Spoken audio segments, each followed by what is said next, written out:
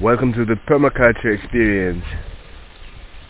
Today we will fix the windbreak over there. The reason is the wind is coming quite strongly from the south, and the wind is bad because it disturbs the soil and disturbs the plants. So in this windbreak we had there behind the greenhouse was breaking apart. So now Ciry is doing some cement to fixate the poles, and we can have the windbreak plane over there, so the wind doesn't come in, gets crushed and goes over our plantation.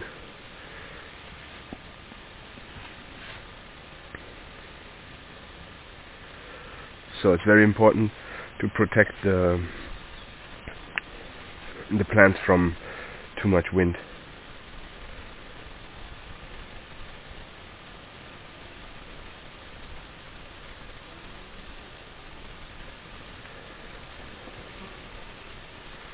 Okay guys, if you like this one, subscribe, hit the like button, be happy, be kind, speak your mind.